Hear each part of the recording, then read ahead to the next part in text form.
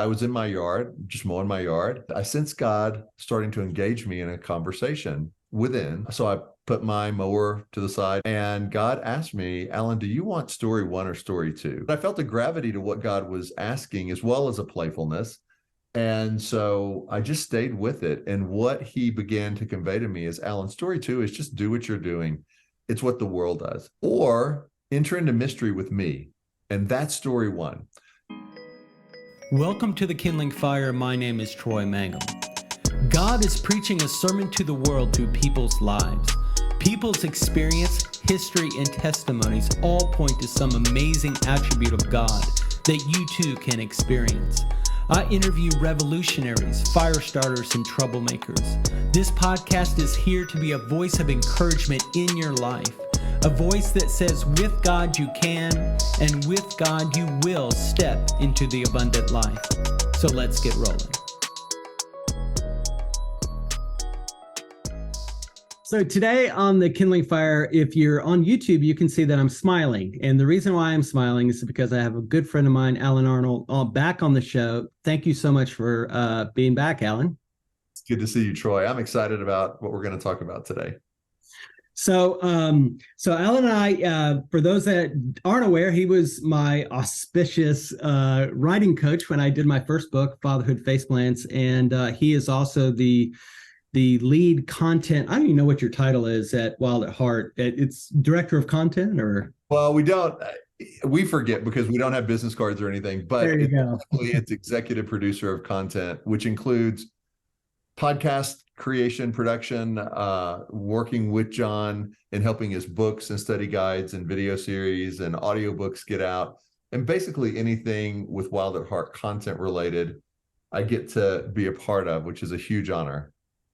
And for those that do recall Alan from previous shows, great show about sort of the journey of how God moved him from where, he was in the publishing world to working with John and that whole storyline. The other thing that I'd love for you to kind of share more about is sort of this whole side of like creative coaching and that hard side of kind of how you were authoring many books now. I think this is your 4th or 5th. This is my 4th book. Okay. Since 2016. And then before that, I was a publisher where I published over 500 novels during that time. And before that, I was in the nonfiction side and gift book side and was part of the publishing process on the marketing team at that point, but over another 500-600 books. So I've had a rich experience with story and content and the creation of ideas from dream to reality. So to your point, Troy, now what I do full-time, I'm at Wild at Heart, but I also, in my own time, offer coaching services to creatives. So if they've got an idea, everybody has a book idea, everybody has a story, but they don't know how to take it from dream to reality. So I step in with them one-on-one and help them go through the process, because otherwise it can be a very disheartening process where you spend a lot of time wasting energy and your dreams start to fade just because you don't know how to do it in a way that ultimately gets to the finish line in a way that the reader wants to read what you've created. So yeah, that's fun too. I get to stay creative, not just in my own world, but also with people who are saying, I've got this story idea, but now what? Or I'm a writer, but I've never really felt like it came to fruition in the way I wanted it to. So people can find out more about that if they want at withallen.com, withallen.com/coaching. And if anybody's of interest, if that's of interest, then give me a shout. Well, I can endorse you 100% wholeheartedly. And he will take all that level of experience and years of experience, and you'll be in for quite a ride, and in a good way, right? And you really kind of helped me up level the things that I was doing. I had a heart, had a dream, but the skill and the craftsmanship needed to kind of come up and tie things together. So you really helped me with that. So let's talk about your new book. It's called The Eden Option, Choosing Story 1 Life in a Story 2 World. I love that subtitle, because it's like, what do you mean a story one? What do you mean? So Right. maybe let's just start there. I love starting with definitions sometimes, but what is this story one, story two, and then we can get into some more. Absolutely. Well, a lot of this, I think, for people as I introduce them to the topic, is startling or is a little disruptive because I begin by saying you're actually living in the wrong story right now. Mm. And it's almost a guarantee because even as whether people are believers, whether they've known God, they find themselves born into a story that I would call story two, Troy, that is not the story we were created for. It is a world of scarcity. It's fear-based. It is a place where we try to make things happen in our own strength, that we believe if we can just kind of get through the day, we've done the best we can. And not only do we live that way, but we bring our gifting, our talents, our creativity into that world. And so our creativity doesn't transcend this story to limit. And that's why a lot of TV shows, for instance, songs, movies, novels, books, they all kind of have a shades of gray. There's really no good, there's really no bad. It's kind of an Ecclesiastes story that we find ourselves in. I tried to watch a few weeks ago, I tried to start the Yellowstone TV series. And I don't know if you've seen it, but millions have been watching this with Kevin Costner. And my wife and I were looking for a new series. And we got about 2 episodes into it. There are 5 seasons or so into it now. But we got about 2 episodes in, and I'm like, I can't do this because it's not that the cinematography is not good. It is, and it's filmed beautifully, and the acting is good. The problem is there is no good or hero to root for. Like everybody is fallen, broken, cheating, scamming, fighting for power.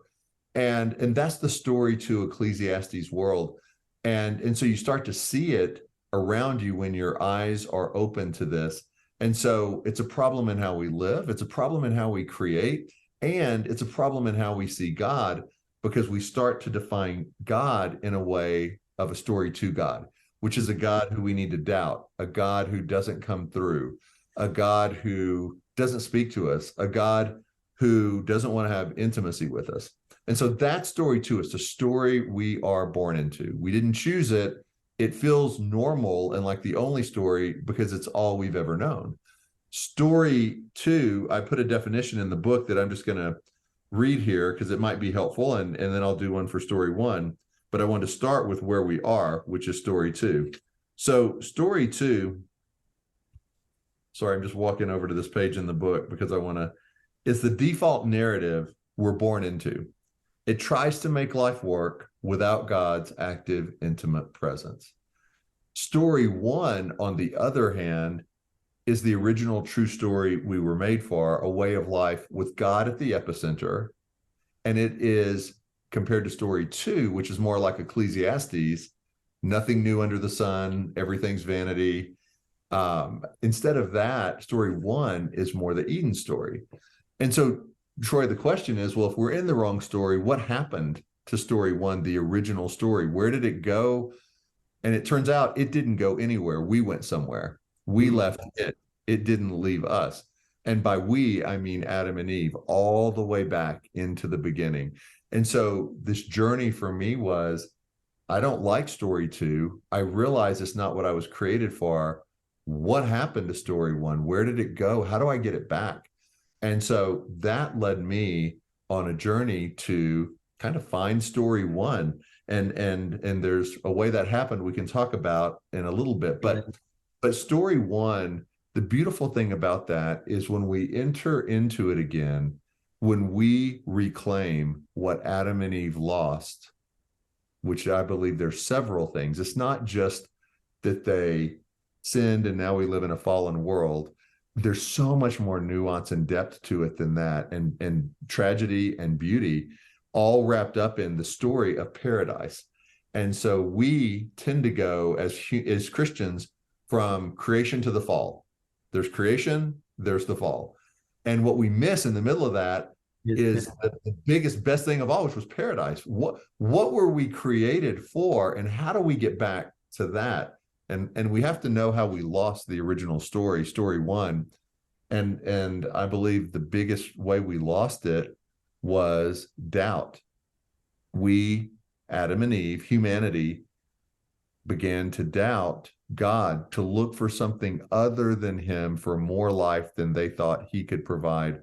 And so they started to move away. So we can get into that a little bit later, but I just wanted to tell you now, story one, story two. Story one, the original story we're created for, God at the epicenter. Story two, the story we find ourselves in, even as believers. Adam and Eve believed in God even as they fell into story two. They never stopped believing in God. They knew more than ever who God was. They just found themselves in a story that had less of him because of their choice. And that's now the story we're born into. And last thing I'll add real quick is people who are listening might go, well, I don't know if I'm in story one or story two exactly. Well, if you don't know, you're in story two. You have to actively, consciously, proactively leave story two to get to story one. So if you don't know, then you are in the default story you were born into. It just may not seem like it, or you may not know how to identify it. But story one is an active choice back into reality that we were created for. So you'll know if you're in story one. Yeah, that's and again to the book's title, The Eden Option. Paradise is a choice. It can be experienced, and it can be there can be a recovery. It is an option. The thing that is so amazing, like when you were talking about story two, the thing that I was picturing was like a ceiling. It was sort of like operating. It's really just operating in a world that has ceilings and walls, and when you talk about kind of bringing all that God has put in you creatively, and then you kind of operate all of it within a very tight box that says, well, this works and that doesn't, or whatever. And the image I kept getting was coming to the Red Sea, and then coming to the Jordan River later, because it was sort of like God is saying, let's take all your story two and all your ceilings and all your parameters of what's possible, and let's bring you right to the edge where it looks impossible. And it's sort of like, well, why would God do that? That just seems, like, because there's this disruptive nature in God to sort of say, I want to show you that there's something else possible than what you have defined in your box in story two. There is a way that I can open up this sea that you can walk through it, story one. And then they experience that, and then what they do with that is some treasure it, very few actually, Caleb and Joshua to be specific, and Moses treasure it, and some say, yeah, but right. And then the people that got to experience that miracle again were Joshua and Caleb at I think it was right around Jericho. I think it was I can't remember what sea it was. I think the Jordan. I think it was Jordan River. But anyway, he did it again. But the idea is that it feels like God disrupts us to get us right to that edge where it's like, all this doesn't fit in the box. Right. Why would God do this? No, you're exactly right, Troy. I mean, it's in Ecclesiastes 1, and I love the Message version of this wording. Eugene Peterson had such a way with words, I think. And he's talking about what we are right now. In Ecclesiastes 1, it says, in his translation, there's nothing to anything, a corkscrew that can't be straightened, a minus that won't add up. The more you know, the more you hurt. And I think that's the experience of most people over time in story two. That's why people give up on God. They're not giving up on the God of story one. They don't even know the God of story one. They're giving up on the God of story two, which is a very limited God they can't trust. They have to doubt. They maybe fear. They don't know. And so the God of story two is a God we should get rid of, because it's not God. It's a God of a false narrative that the enemy, from the time of the garden, as the serpent started to retell who God was in another narrative, another story that created doubt in Adam and Eve. And that is what we continue with in story two, is this high church, religious, distant, unpredictable, unknowable God. And that's not the God of Eden. That's not the God who is God. And so story two, the problem is our filter for everything, including our lives, our talents, our hopes, our dreams, our children, our gifting, is in a broken narrative. And we keep trying to make it work in like small steps or in small risks. And it never really changes much, because even if you get the promotion, even if you find a new church, even if you sell a piece of art or a new book or whatever, you're still operating in a story to reality. Those aren't tickets out of that reality. And so story one, it's not just a different label for how to live. It's literally a different reality. Because think of it this way: when we move further from God, Adam and Eve in the garden, starting there, the further we move from God, God is the most real being ever. He created everything. So the more we move away from him, the less real we become. We become more unreal because we're moving from the reality of why and who created us and what our purpose was and how we were to exist. So you could look at it like the vine and the branches, but the more we do this, we're in an unreal story. And it's interesting, the world is moving us quickly toward virtual reality, and nothing is as it seems, or we could be 1,000 different things. Whatever we think we are. And start to recreate ourselves in our own image. And we're living in a world of feelings and unreality and virtual reality. And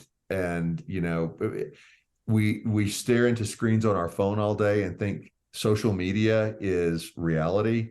And so that all began in the fall in Eden. And it all began with doubt. And so story one gets us back to reality, back to who we were made to be. And that's, to me, is the most exciting thing of all. So let's make it kind of integrated viscerally into your life, because I know that there's a backstory. These ideas and these concepts, I believe, are pulling on people's hearts, right? They're like, don't lie to me. Can you really return to Eden? Can you really re-experience paradise? Can you really experience this story one? And God literally invited you into this contrast of sort of the story two, and this is how it works, and this is what your options are, and invited you into a story one kind of experience that you actually start off the book with. If you could share some of that story, I'd love to Sure. Used to hear it. Absolutely. Well, so this began for me. I had been at several events, conferences, speaking to creatives, and this was about 2 years ago. And I had done so many back-to-back ones that I woke up one day and my voice was about 20% what it normally is, a hoarse kind of whisper. John Eldridge told me at the time, he's like, you sounded like you smoked 2 packs a day of cigarettes for like a couple of decades. Like I was barely able to get, my voice out or have any power to it. And I use everybody uses their voice, but I use mine in podcasts. I use it in coaching, speaking. And so it was part of my livelihood as well as part of my day-to-day life. And nothing was working to get it back. I tried home remedies. I tried not talking. My children love that, by the way, when their dad, I had a whiteboard and they'd never look at the whiteboard. And so, they just ignored me, and they were having a blast for a few, weeks with me, no voice. But I finally went to a specialist, an ear, nose, throat specialist. And the specialist said, yeah, you've got nodules on your vocal cord. Speakers get this, singers get this. And he's put a scope down my throat, showed me.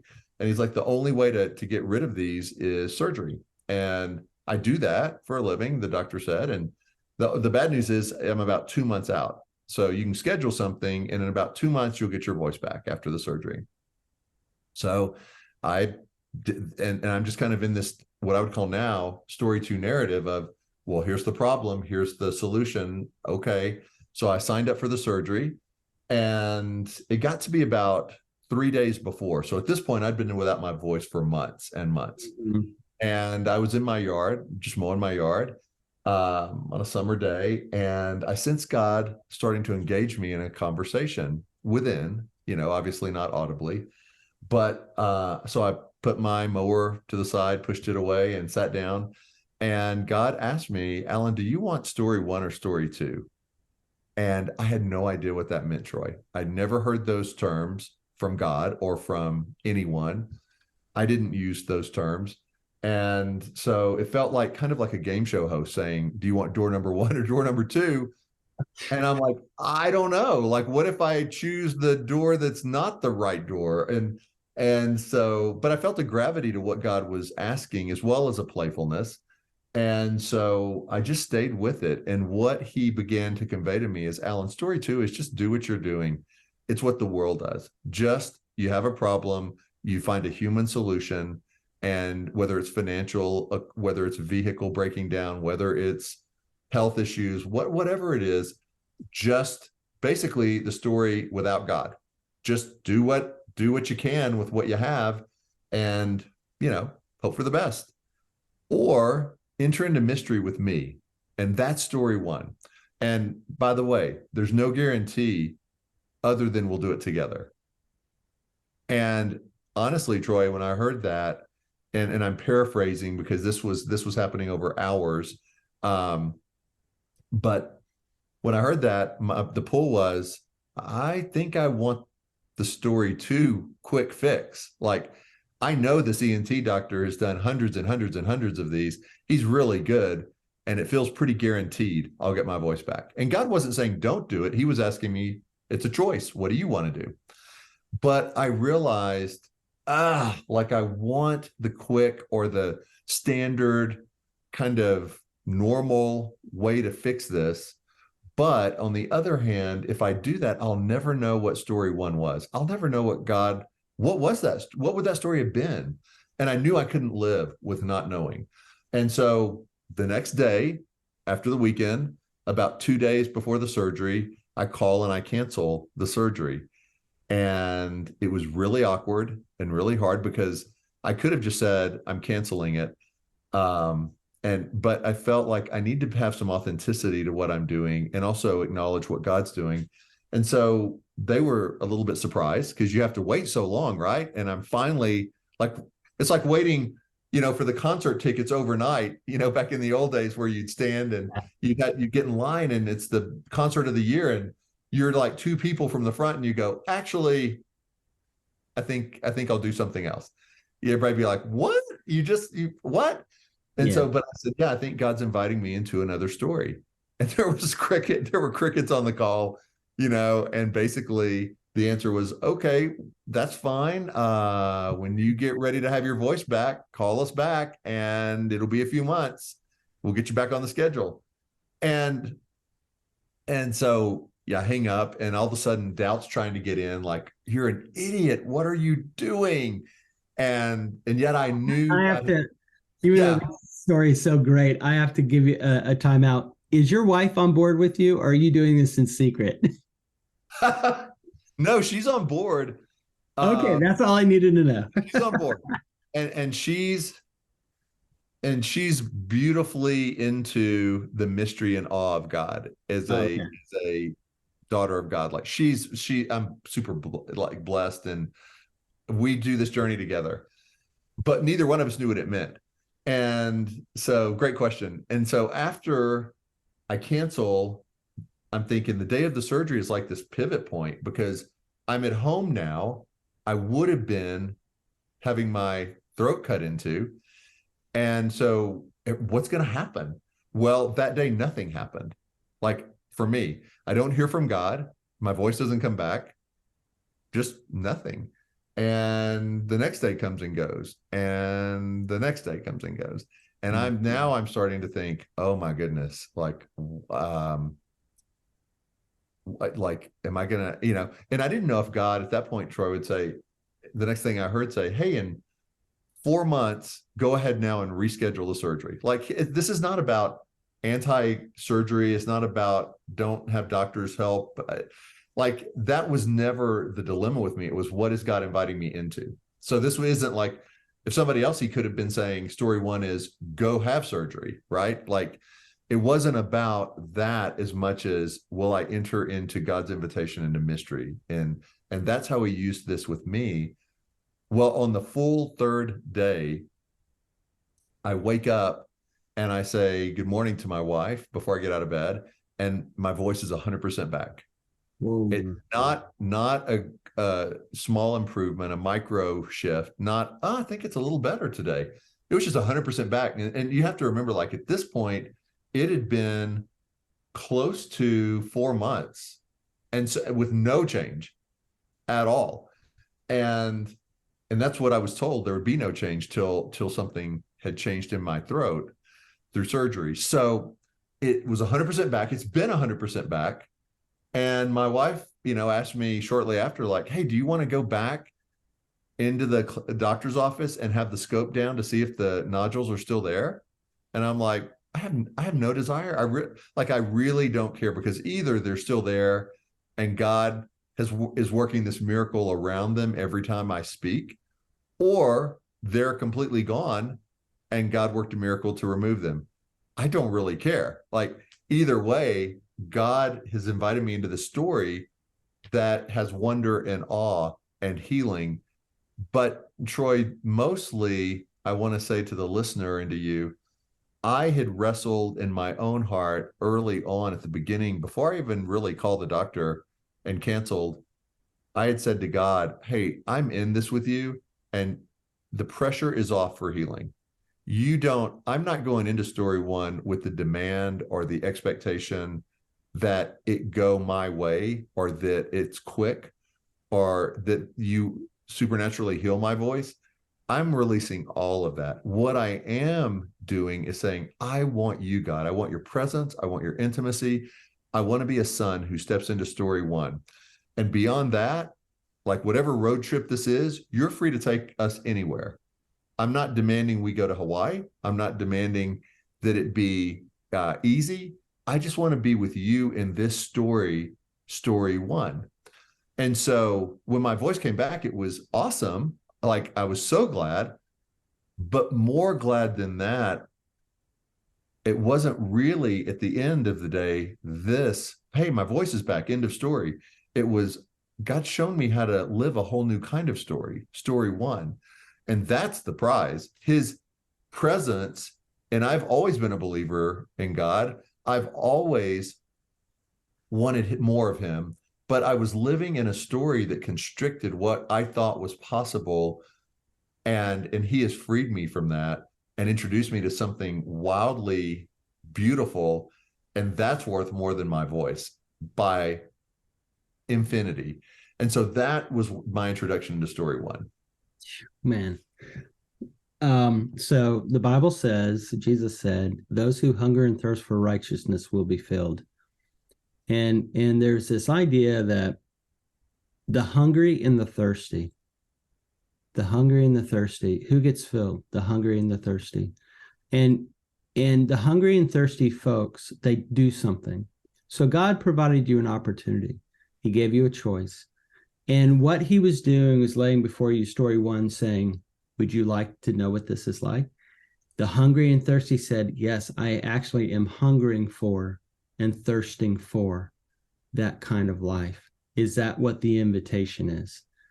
And the fact that you're pulling away from it now, saying it wasn't about my throat, or thou shalt heal me, or prove this to me, but it was like that hunger and thirst, and God fed you. And I've touched a little bit of that. When you hunger and thirst something that you believe is almost like make believe. You can have that kind of life in God. You can live that kind of life. You can have that kind of experience in your emotions or mind or body or whatever.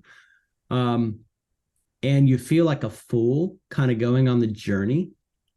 But man, but that promise is true. The hungry and thirst, that hunger and thirst, and take that invitation.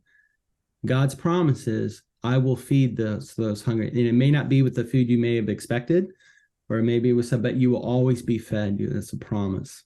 Does that make Well, sense? right. They didn't in the desert, they did not know what manna was before they tasted manna, right? Like they didn't know how God would take care of them.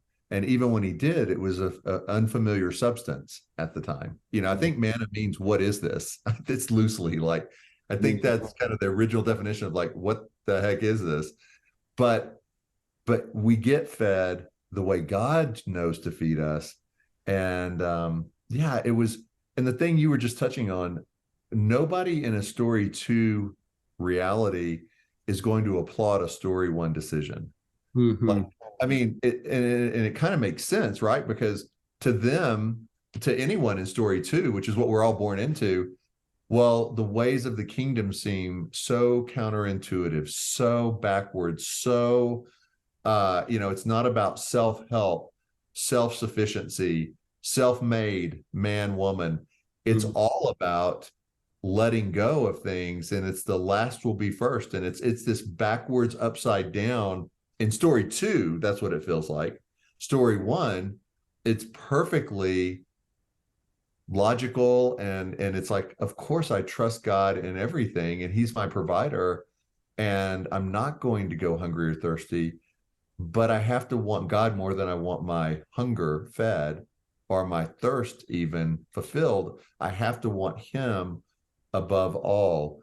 And that's what Eden was. And so yeah, when we talk about this Eden journey, I do want to let people know, because I hope their hopes are rising, but Yeah. it's not about returning to the physical past Eden.